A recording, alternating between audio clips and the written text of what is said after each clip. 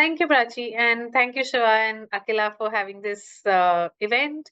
A very warm evening to everybody who's joined in. We hope that the next 1 hour is as interesting as your evening high tea. We can't provide you snacks, but I'm sure we'll give you some food for thought. And I think today we are here to discuss a very interesting aspect of, as we've titled this, Envisioning the Future of Disability Inclusion in India, a deep dive into inclusive education, right?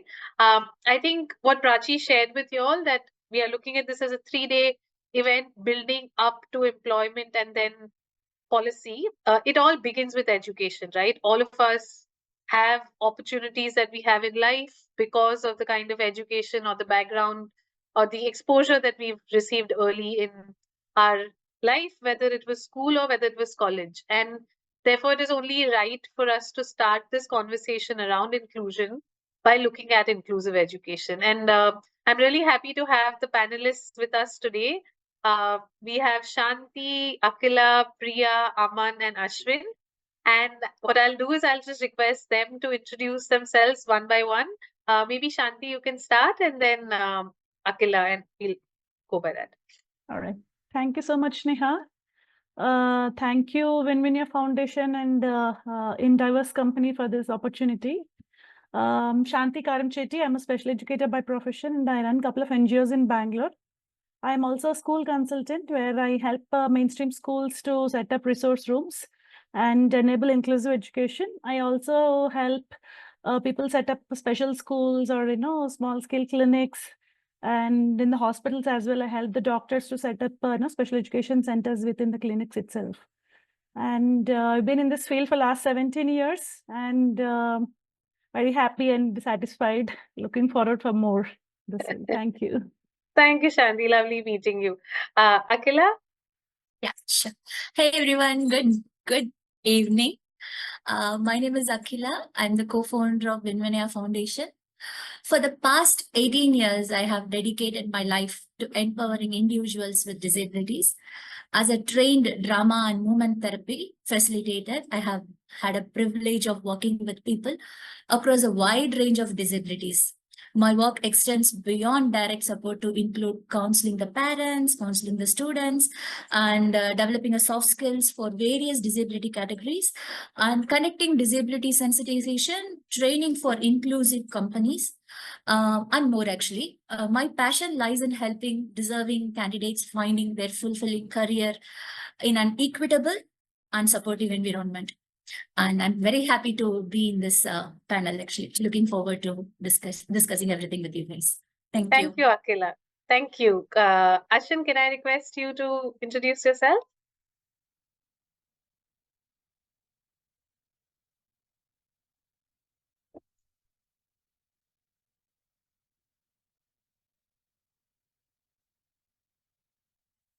Thank you all for joining. It's really nice to see everyone here. Just a brief introduction about myself. My name is Ashwin, and this is my sign name. I've been working at WinVinaya Foundation for 2.5 years, and I am a BFSI trainer. I mainly train candidates, deaf candidates, and help them get jobs that match their skills.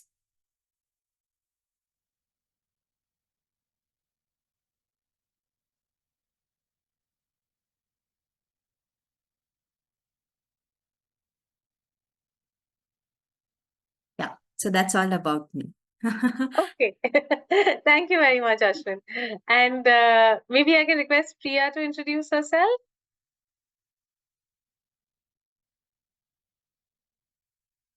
Priya, could you unmute and introduce yourself? Are you able to hear us? I think Priya is frozen. Yes, okay, yes. I'm Priya Rajkumar from Chennai. I am also a special educator by profession. Actually, I came into this field because of my son. We are a parent organization called Maithree. Right. And in this field for the past 30 years. And we take care of the entire lifespan of the children from birth till after parents. We have education, vocation, and residential services for persons with intellectual and developmental disabilities. Being parents, we are concerned about helping each other. Actually, Maithree means friendship.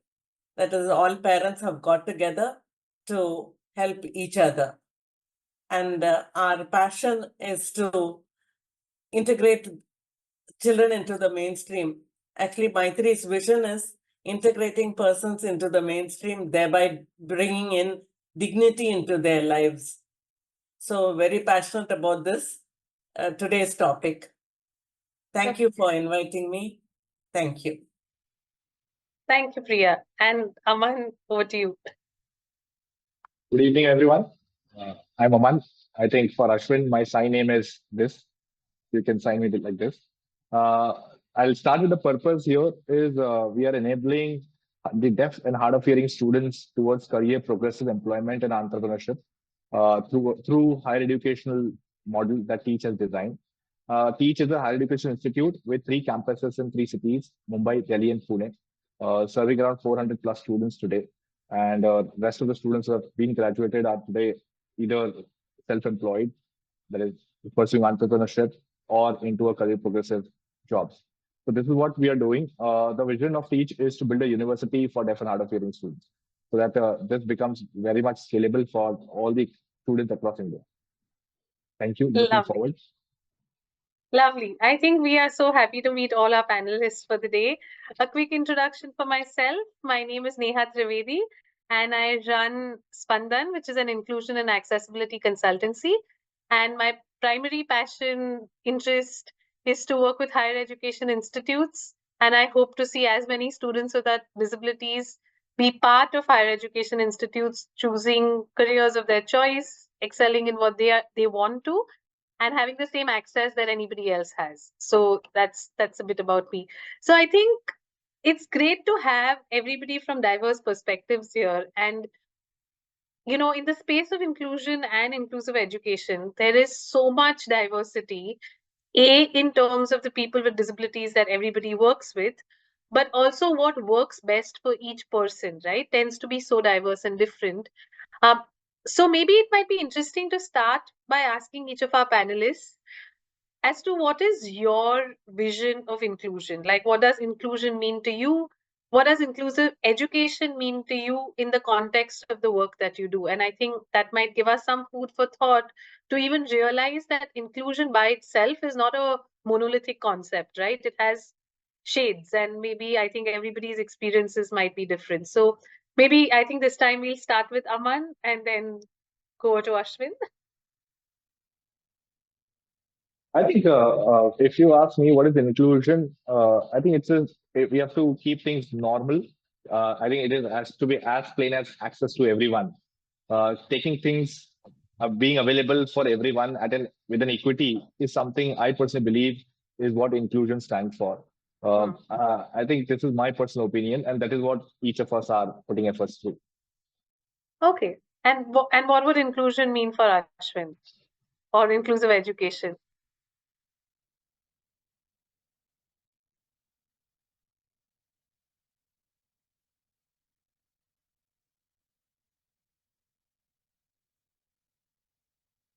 For the deaf, inclusion basically means having access to information in sign language.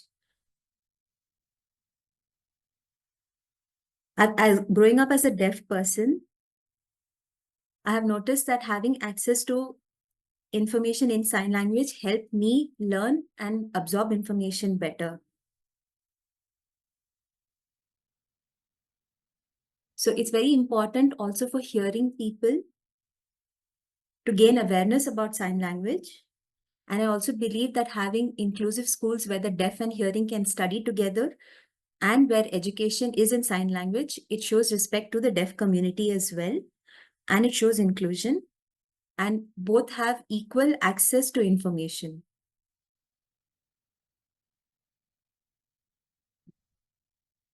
And it also would be great if all hearing people also could learn sign language, which would open the deaf community to a new group of people, and both can benefit from each other's association. Just a small example I want to relate.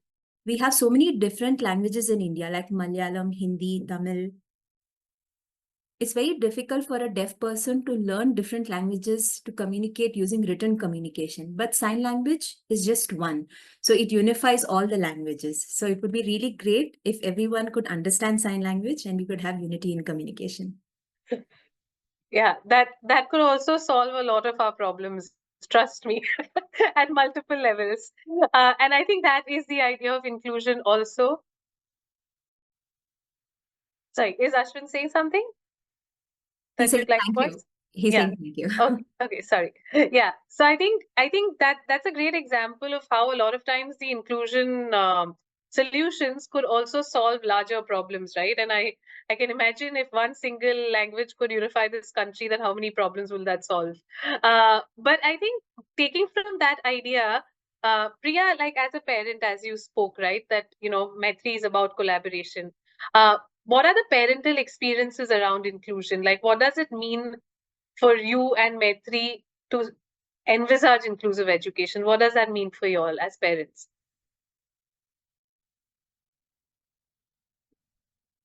As I rightly said that as a parent, we want to bring our children to the mainstream. We don't want them to be marginalized, and we want them to be part of society, that is from childhood, being able to play in a playground with children. Then because we find our parents' concern is like even when they play in the playground, other parents quickly move away their children so that they are not associated with these children. So that is one concern. Then going in the public transport, they should be accepted in a bus, because we have heard conductors telling them, why do you have to travel with this child in this crowded time? Then the next thing is education for all. That is what our government is doing for us. And the last part is that they should be able to work together with other persons and have a meaningful and fruitful life like any other person. Yeah, I think that's so valid, right? That it's that inclusion. Oftentimes when we talk about inclusive education, people think it's just about school and it's just about education. But we oftentimes miss all the peripherals that are required for the school education to be inclusive, right? And Neha, being at the playground. Neha, one small thing. Yes. So, Prachi, can you please spin Joshua? So that looks like some deficit joined, but they're not able to see Joshua.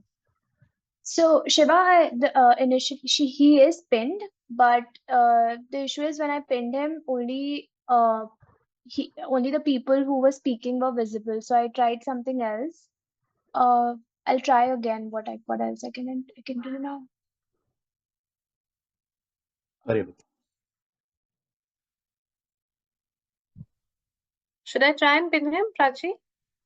Yeah, sure. I mean, he is pinned. I mean, you are pinned, Sharon is pinned, Joshua is pinned, but I'm not sure why it's not showing like that.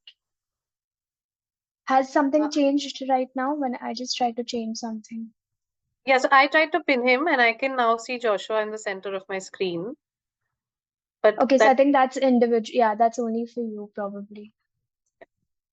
So maybe we can ask participants to just pin Joshua if that's possible. Okay, check this. Is it better? Yeah. Yeah, so now Joshua is at the center. Yeah. Okay, I've just added him as spotlight. Let's see. Wonderful. Yeah. Thanks, Prachi. Thanks, Neha. Yeah, sure. Thank you. Yeah, so I think we were talking about Priya's very relevant point about how being at the playground is as critical and being inclusive transport is as critical to that entire framework of inclusive education, right? And Shanti, can I request you to share your thoughts on this, like what the other panelists have spoken?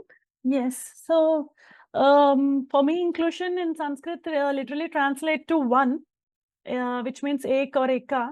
So, and education, if you look at it, it always talks about flexibility.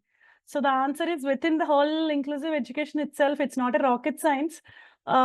Being flexible trying to bring a curricula in the school or in workplaces or in colleges, wherever, which is one good thing for everyone. It could be a person with learning disability or a person with hearing impairment or visual impairment or whatever be the difficulties that they have, they should be able to absorb it with small little tweaks in the curricular, whichever college or institute that they are in. And it's not like a fixed one, that because every college has their own curricula and syllabus. So the small little changes and flexibility in the curricula makes it inclusive, and everyone can learn together and collectively. And with these kind of small little changes, it's not just the persons who are under the spectrum or disabilities benefit, but even the otherwise, the neurotypicals also improvise, because the fine skills that are like kindness, empathy, flexibility, these things are not taught in the regular curricular methods.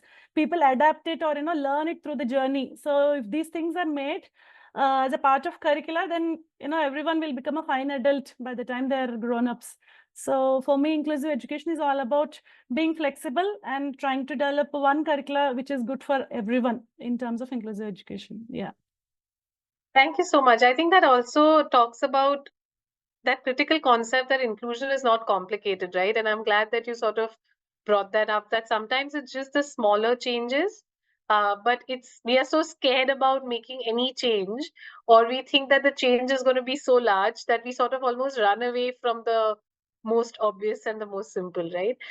So Akila, then in terms of your experience of, because I think you're at that middle point between education, transition to work, all of that. What does inclusion look for you? To me, inclusion means creating a level playing field for everyone, actually, whatever everyone has said, actually, not confining them in a single standard measurements. For example, I repeated my 12th grade 26 years back because I couldn't understand many of the subjects, how they were taught to me, actually. But just 8 years back, I was teaching kids through math, through drawing, math through movement, actually. They were able to confidently answer the math questions and everything.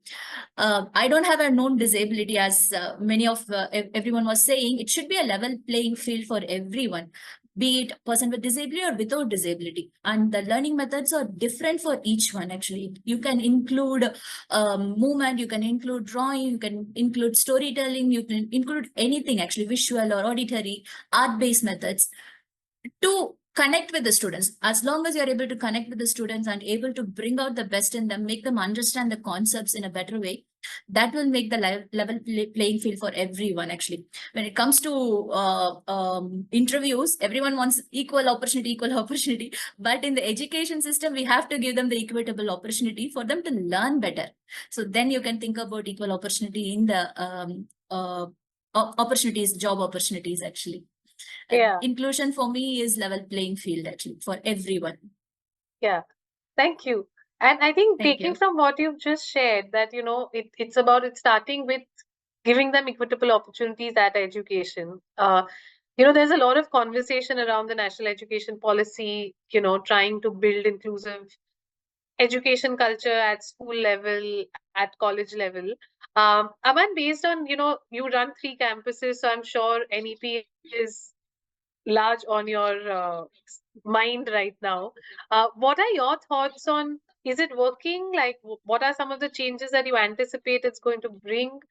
And, what are some of the challenges that you foresee? Like, do you think NEP 2020 is going to make a significant difference to creating this equitable space? I think two things that focus on. One is the policy, and second is the implementation, how it's been executed. I'll cover the policy first.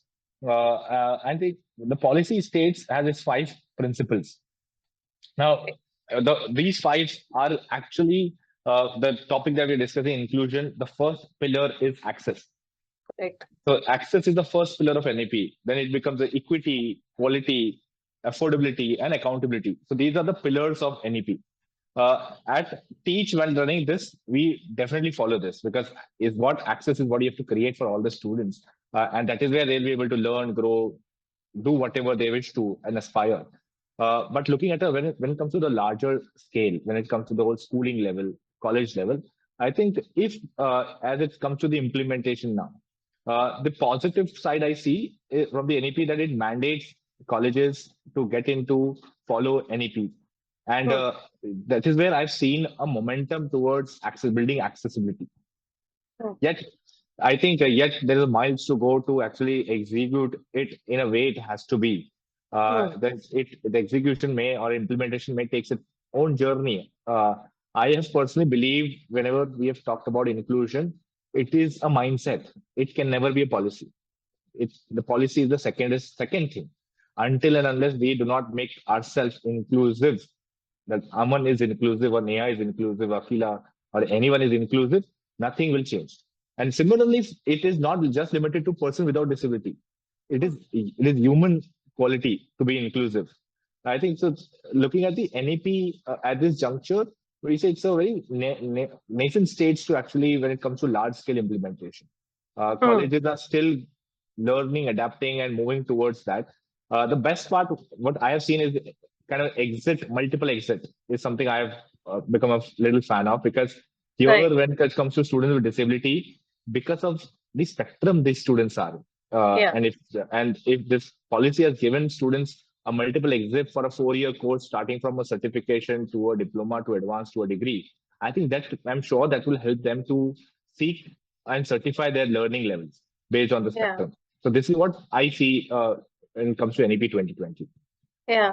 And Priya, if I may ask a related question to you, that as parents, are you all hopeful about the opportunities NEP is likely to open up for students? Have you started seeing students getting motivated at this idea of multiple exit courses, which they otherwise might have done NIOS, but now they could potentially go to a college and then exit after a year?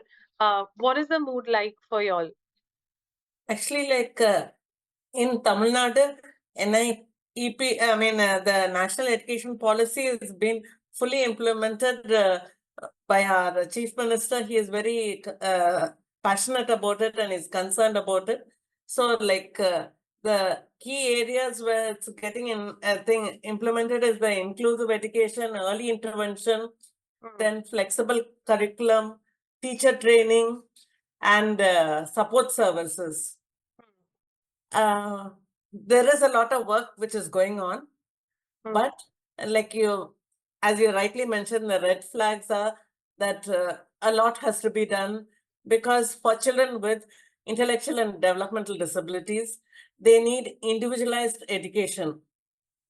And what we have experienced is, like, our parents have access, and they, because of the Sarva Shiksha Abhiyan, which is implemented in Tamil Nadu, they have access to the regular schools, the government schools. They go there, but once they come to the 8th standard or something, they are sent out because they're not getting the enough marks and things like that.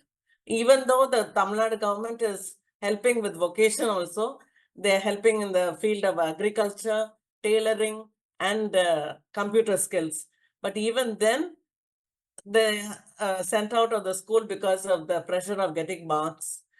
So what we have done from the middle of last year to now is we are telling parents, instead of coming to us after they're not here, not there, they are coming to a special school after 12 years and 13 years. We have told them, when they come early itself, we tell them, if you have an experience and you want to join a regular school, please do go and come here in the afternoon. So we are doing it as a hybrid, because the mainstream schools are not prepared still. Actually, our Tamil Nadu government has changed the curriculum, and they have textbooks for these children. They have, it's called Mottu, Arubbu, and things like that. In Tamil, they have got textbook, but still each child goes in his own pace. So that is a little challenging for our children. So we tell them to come in the afternoon so that we can help them in their IEPs. Correct. So this IEP has to be implemented in the mainstream, but all that will take time. But we are seeing a lot of changes from when we started in 94. From 94 to now, it's a sea of change, and definitely things are moving towards the right direction. And the teacher training also is required, because in our Sarva Siksha Abhiyan, a person who studies working with the visually impaired will be teaching children with IDD. And Correct. those strategies are not there, but now our B.Ed classes have cross disability and all that. Correct.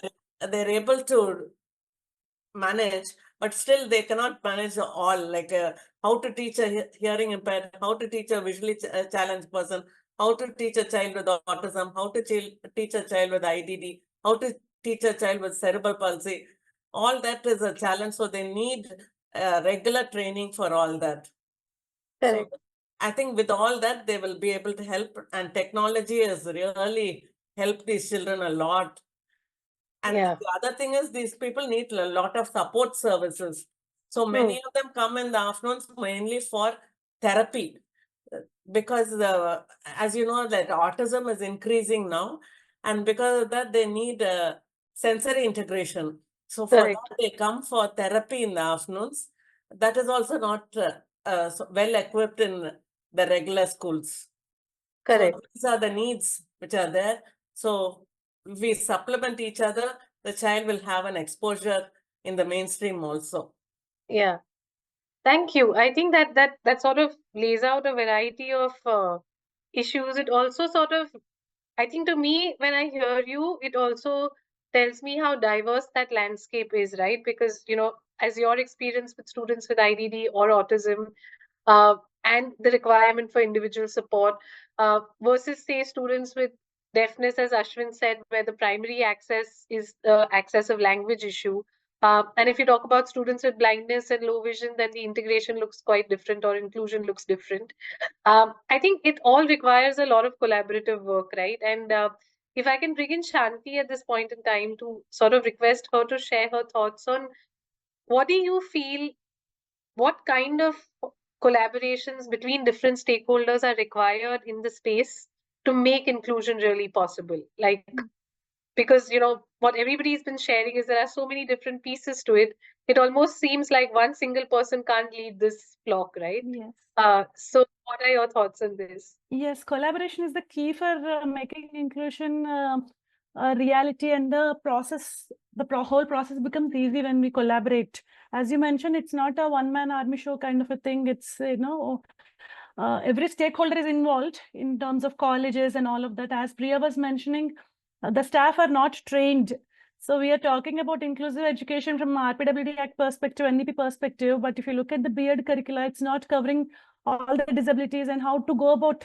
But whereas we are telling that all the classrooms have to be inclusive education classrooms, not all the teachers are, choosing to go through B.Ed and, join. Some of them are dropping out from the other professions and joining the, teaching profession by taking up a diploma in education. But diploma is not covering the inclusive education policy or disabilities. How to make a curricula, flexible for all kinds of learners. These things are not being covered.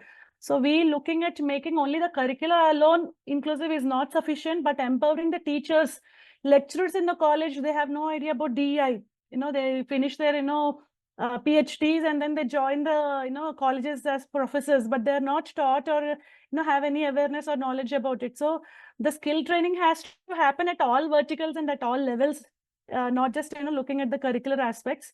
Even in the mainstream schools, even students will have to be sensitized about, what are the different kinds of special needs right from childhood itself, so that they all evolve into inclusive leaders when they grow up. Even if they have to go start up, any companies, they will be naturally inclusive, entrepreneurs.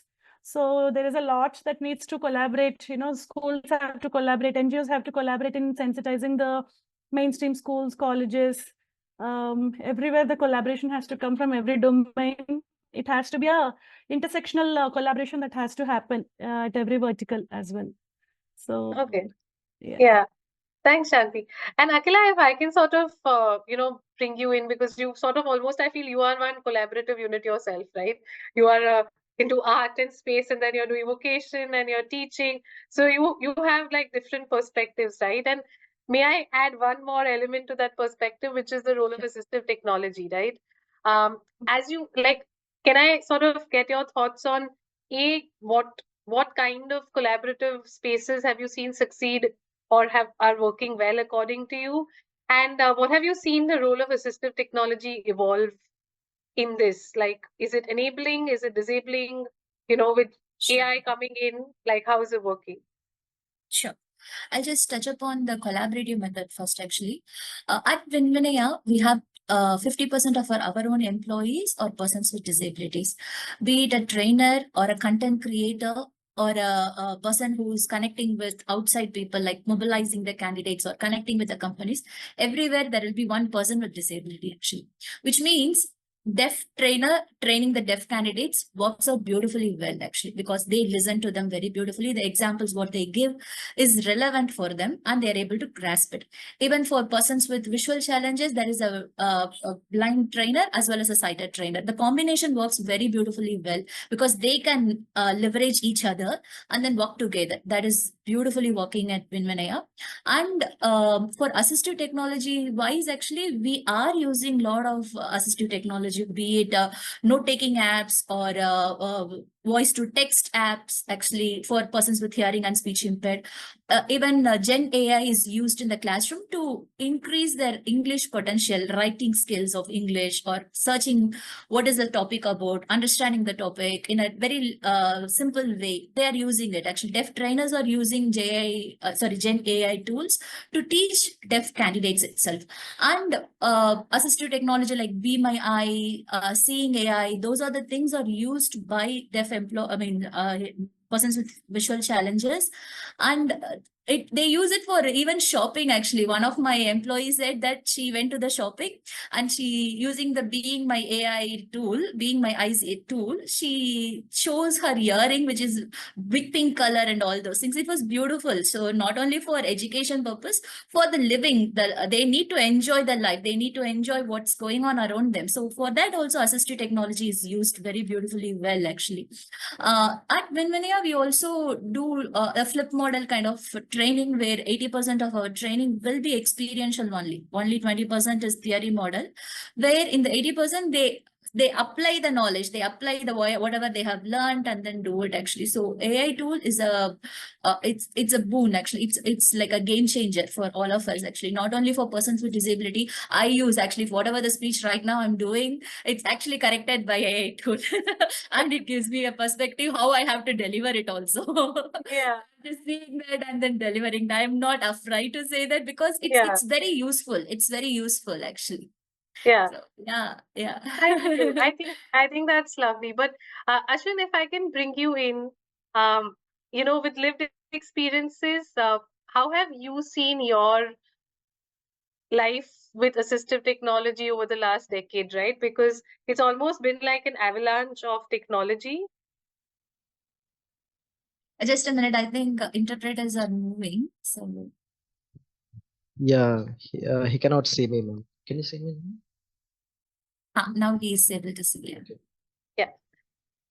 So I think if I can bring Ashwin in at this point, I wanted to ask you, with your lived experience and you having gotten an avalanche of assistive technology in the last decade almost, how do you think technology has had an impact in the world of inclusion? You think it's doing too much? Is it required? And with AI coming in, like, you think it's really benefiting you, or it's everybody's trying to find a tech solution to a non-tech problem?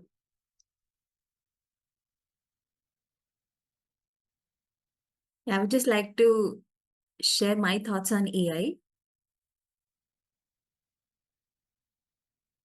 When AI was introduced, in fact, Shiva and Akila were the ones who encouraged all of us to use this to enhance our skills. I was a little confused initially as to how it can help persons with disabilities.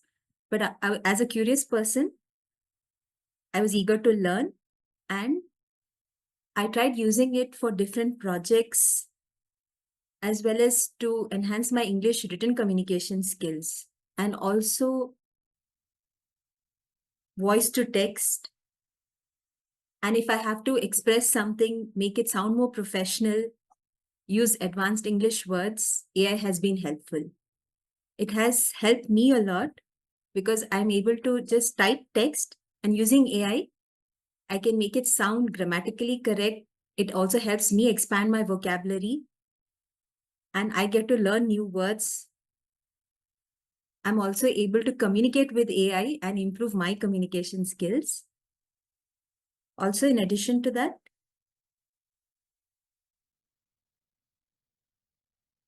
AI can specifically help the deaf community a lot because this technology will help them improve themselves.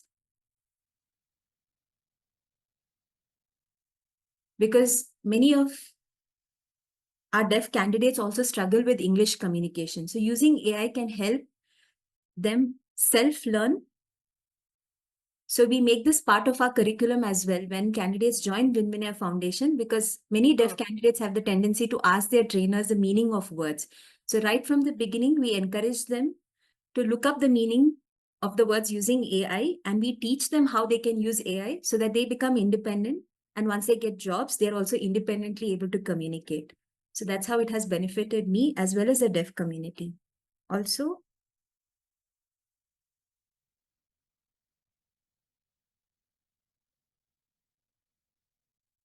so the NGOs, companies, schools, when they all collaborate, I think it would benefit the community better, because it would help candidates learn more about what they need to learn to be able to get better jobs. And it would also help to break barriers and help the deaf community improve so that we can be proud of ourselves. Thank you, Ashwin. Yeah.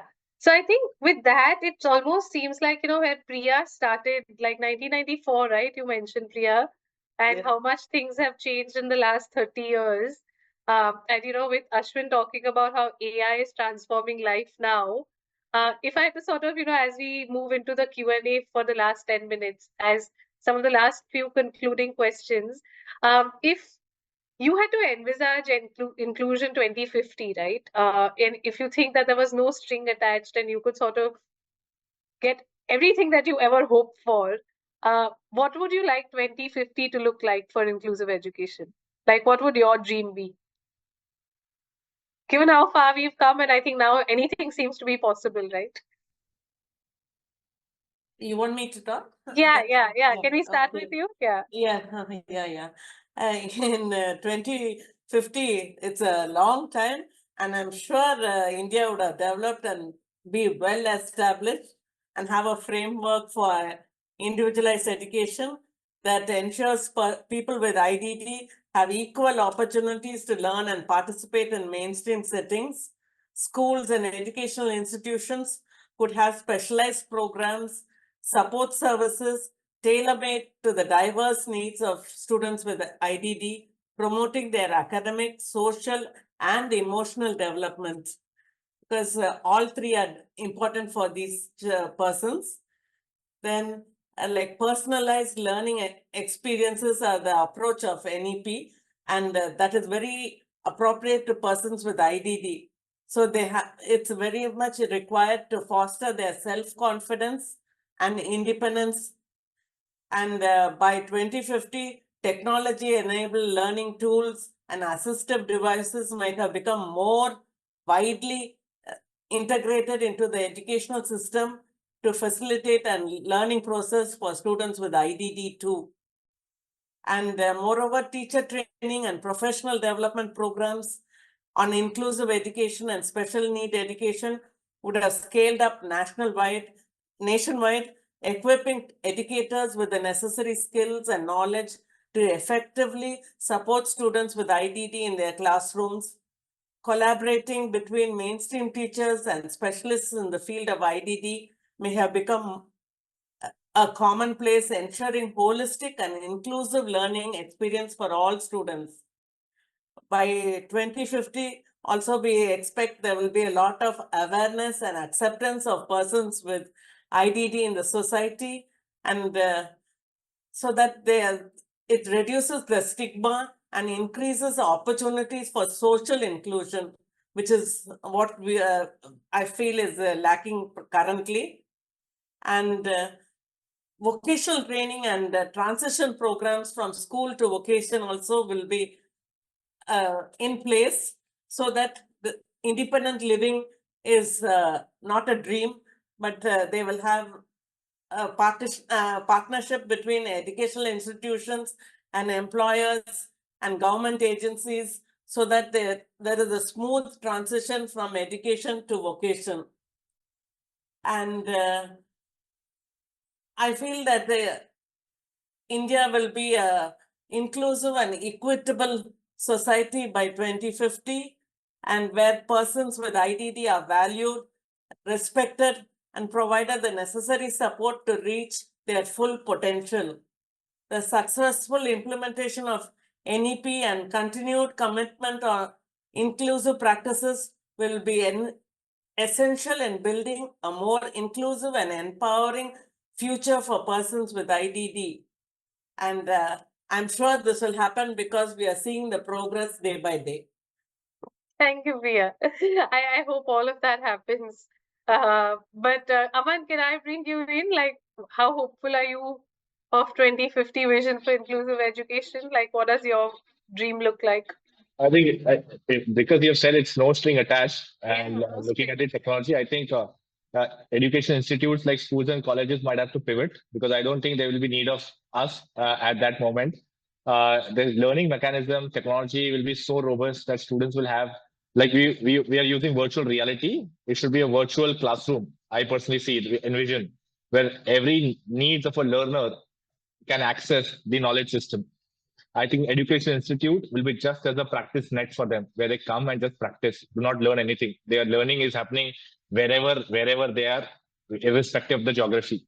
I think this is where I see, because when it comes to inclusive or inclusion, starting point is I'm sure that once the resources are accessible, automatically you will see the change in mindset. Today, unfortunately, resources are not accessible at all levels, be it a family, school, college, and work-wise. That is why we are finding a challenge. But looking at next 30 years is somewhere I see leveraging technology, because technology will play a very pivotal role. Or if all resources are there, then I think there will be no need of any teach or something until we don't pivot ourselves. So that's what Yeah, I'm very hopeful for. I love that idea. Yeah.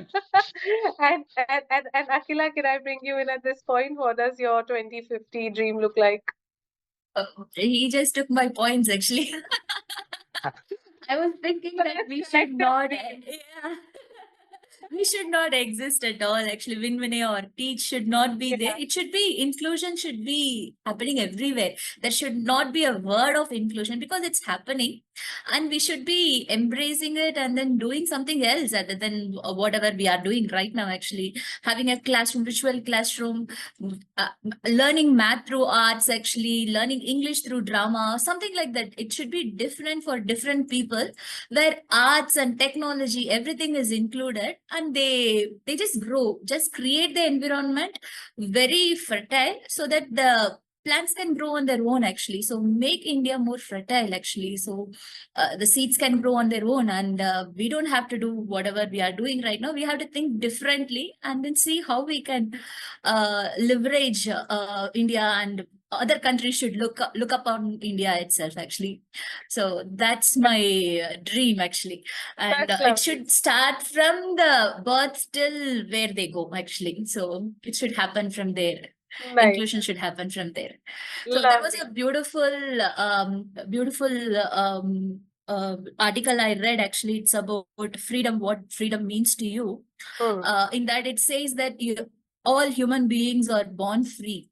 But when we talk about that, we always say, no, girls are not given equal rights, or persons with disability are given equal rights. But actually, they are all born free.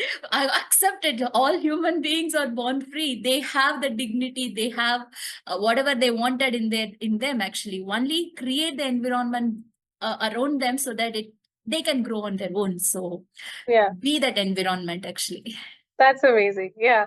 Shanti, can I bring you in with your I think idea? Akila and Aman have kind of covered whatever I wanted to say. As I mentioned in my first statement that, inclusion is not a rocket science, and I feel that it's a matter of common sense. I hope all of us have it, and if every individual takes that effort to make the best use of common sense, there is no need of organizations like us. It becomes normal. So if you ask me about 2050, I would say that whatever we are doing becomes history. There is no need of all this kind of conferences, this policies, everything becomes normal. And inclusion is a norm. Everybody, like how today everyone's hand has a chat GPT, like that inclusion becomes a part of their integral life. And yeah, this conference will remain as a historical movement. Becomes a part of history. Yeah. I'm hopeful about it because given the rate at which assistive technology, artificial intelligence is evolving and the policies are shaping into it, this is definitely a possibility. It is going to be a reality. 2050 is going to be a very hopeful place, and all the adults will be inclusive adults, which will be ruling our country and the world. Yeah, I'm positive about it. Nice. And Ashwin, your thoughts on this? Like, where does 2050 inclusive world look to you? What does it look like? I should definitely know sign language by then, but besides that, Sorry, I think we lost Joshua, so I'm asking that question for Ashwin.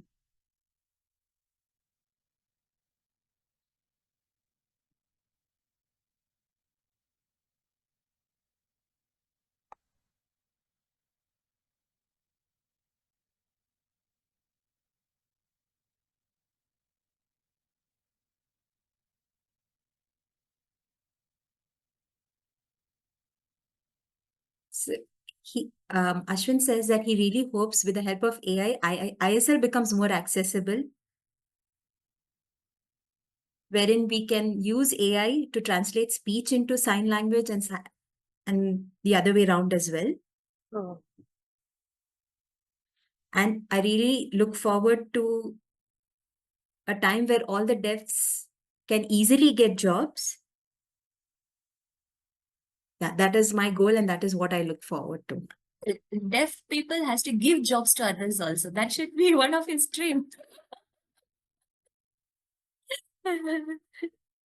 Yes, he's agreeing with me. yeah. Yeah. The deaf people should get jobs way more earlier. The give job one, we can look at 2050, but this will be before that. We also are somehow bringing in realism into the utopia.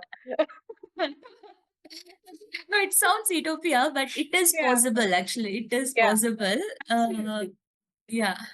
No, and in fact, it could be the reverse, right? They can start giving jobs first and then they can start getting them. Who knows? Correct. Yeah. So I think with that, since the audience is there with us, I feel no vision is possible without each individual contributing to it, right? This entire 2050 idea, which I'm sure all of us will be able to collectively make possible. If I can just have the final closing remark from panelists before we open this up for Q&A. If in 30 seconds you had to just give one simple practical tip to everybody who's listening in right now, if they wanted to start becoming inclusive as human beings post 6 p.m. today, what is that one thing that you'd like them to do? So maybe I think we'll treat this as rapid fire and then we can begin with Akila. Oh, okay. Challenge your own biases and stereotypes. Engage with individuals with disabilities. Listen to their experience and learn from them. Embrace inclusion. So that's your challenge now. Okay, yes. Ashwin, what about you? What is the one thing that you want to tell?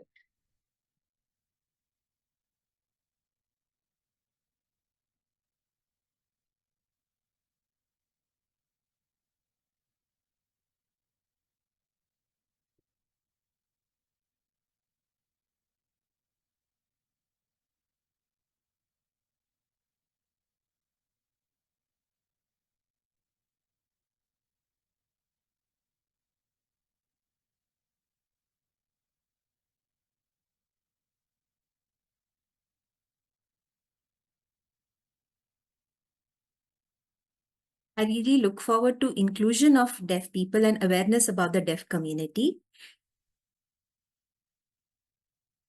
Irrespective of whether they are deaf or hearing, they need to be able to study together.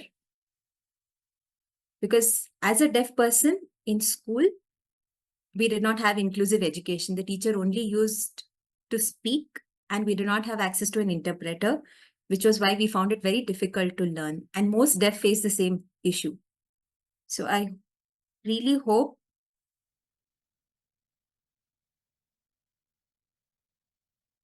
that more deaf schools can have deaf teachers, wherein education becomes more accessible and students can understand it better. And also have access to interpreters, where it makes education and learning more interesting to the deaf community. And they can also be interactive during the sessions. So it's not just one way where they're learning in schools. Yeah, where they can openly ask their doubts. And they do not feel afraid to express their questions because of the communication barrier. So, yeah, because when there's no interpreter or a deaf trainers, most deaf people feel scared to express themselves or ask questions. So I really hope that that issue can be resolved. And there are more teachers who know sign language or interpreters in schools. Okay, awesome. Yeah. So Ashwin cannot say it in one word actually, because he has more things to say and he wants 2050 India to be really inclusive. So Of one course. word is not an answer for him. Of course. Yeah. Shanti, your one thing that you want people to do as individuals to make Yeah. sure that we can move to that 2050 vision. Yes, Neha, if everyone can just look at inclusion, it starts with the letter I, which means if I am inclusive, I will be able to set the example. It's like, whatever I'm expecting, if I make those changes in myself, right from, if I have to invite someone to my house, is my house accessible to all kinds of, individuals or not? Or the place where I'm going to work or for entertainment industry or whatever, is it accessible or not? If those small little changes, if I am able to make for myself, then I think everyone can contribute in this whole inclusion movement. Yeah. Okay. Priya and then Aman will have the final word. Yeah. Actually, as parents, we need to advocate to make this dream possible. We need to advocate for inclusion by first educating ourselves and educating others. We need to promote accessibility, encourage community engagement. We should promote persons to come and work with these persons with the IDD. We have to support employment opportunities. We also have to encourage and foster relationships with persons with disability and non-disability. And we also have to ask more volunteers to support organizations so that they learn more about these children and accept them in society. Thereby, their life skills are promoted. And last but not least, we have to listen to the needs of persons with intellectual and developmental disabilities so that we go in the right direction. Thank you, Priya. And Aman, your one wish for everybody to take home from today. I think inclusion is ideating, finding out a way to live together. It is with disability or without disability. We have to just find out a way to live together, prosper together. So inclusion is ideating. That's it. Yeah.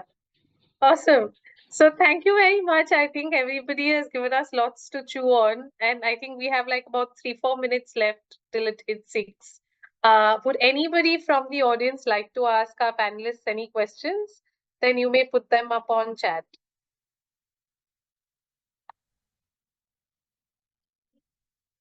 Yeah, so Mushtaq has asked a question saying, I'm Mushtaq, a visually impaired person and a former employee of WinVinaya Foundation.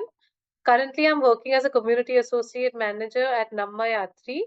I have a question for all the panelists. I completed my schooling at a specialized school. While our teachers were excellent, some lacked the specific knowledge to effectively teach science and math concepts to visually impaired students. Despite my efforts, I still struggle to grasp these concepts. I'm wondering if there is primarily due to my disability or if there is a gap in their teaching methods. Don't you think it's essential for all teachers across different states to have training on how to teach students with various disabilities? Many visually impaired individuals believe that certain subjects are inaccessible to them due to negative perceptions. How can we help them overcome these misconceptions? Would anybody in the panel like to take this question, or I'm happy to give thoughts?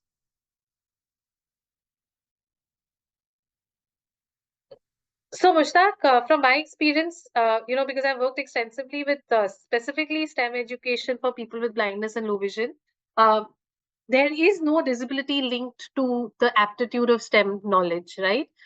So chances are that, like I can't study math to even save my life. It's just because I don't have math aptitude. So disability is got no connection with whether you will or will not have math and science aptitude. In your particular case, from the information that you've given, it might be inappropriate to judge whether you like math and you were just not given the right support at the time of growing up, or like me, you might also not have math skills, right? And that is just individual dependent. But yes, there is some work that has started extensively. In fact, you might already know that there are people with blindness who have done engineering, who have done physiotherapy. CBSE and other state boards have changed rules to allow students with blindness to do 11th and 12th math and therefore get into engineering colleges. So work has started and there is a lot that needs to be done. And there are some special schools who are now actively looking into building accessible STEM labs also. So I hope that sort of answers your questions. And I think how can we help individuals overcome their perceptions? I think the awareness work works both way, right? Just as people without disabilities need a lot of awareness about disability, people with disabilities also need equal amount of awareness about the possibilities. So I think a lot of that kind of work might help us overcome these misconceptions. Any other questions anyone has? We have, I think, one more. Okay. Yeah, I think the last thing I would request everybody to go back home with is, I think my one thing to ask everybody is to treat inclusion and enjoy inclusion as much as you like going to the mountains and the rivers, right? We enjoy diversity in nature. We somehow tend to start getting scared when it comes to diversity in human beings. I think if we can just treat human diversity the same way we treat diversity in nature, then we might all start enjoying it. And my hope is that people can just start enjoying inclusion and diversity, right? So I hope you all had a good evening and thank you so much for joining.